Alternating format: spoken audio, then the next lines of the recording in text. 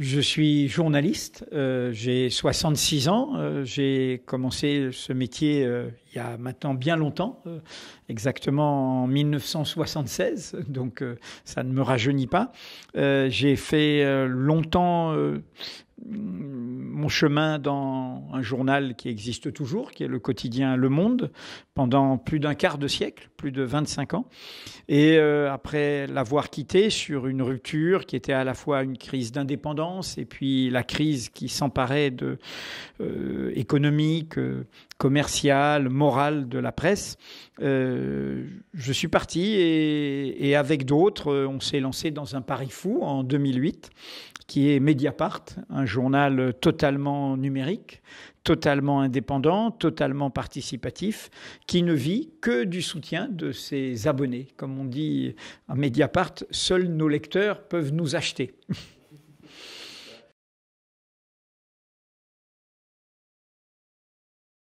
Alors, Dire non est un livre qui fait suite à un autre livre qui s'appelait Dire non. Ce sont des livres un peu manifestes issus du travail collectif de Mediapart. Vous savez, un journal, c'est d'abord le rapport aux faits, à la vérité des faits, à l'information, à la compréhension du réel. C'est comme une université populaire, un journal. Ça sert aussi à partager des savoirs, des connaissances. Et en même temps, un journal, et c'est pour ça qu'il y a un pluralisme de l'information, c'est aussi des hypothèses. Essayer de dire voilà le sens de ce qui se passe. Pour compléter ce nom qui était le nom du sursaut, le compléter par un appel à construire un nous. Non pas un nous qui serait un héritage, qui serait nous et les autres. Au contraire, le nous que nous inventons en faisant chemin ensemble, ce que j'appelle les causes communes de l'égalité. Et ce nous, c'est ce nous-là qui a construit des horizons depuis plus de 2 siècles. Tous les droits que nous sommes amenés à défendre aujourd'hui, même des droits élémentaires, tous ces droits ont été conquis par ce chemin-là.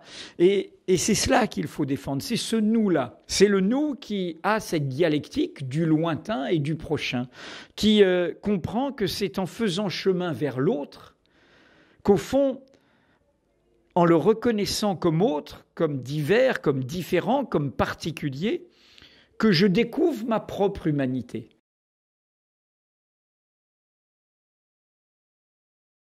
Vous savez, je dis souvent, la démocratie, c'est pas le droit de vote. Ça, c'est une vision très pauvre.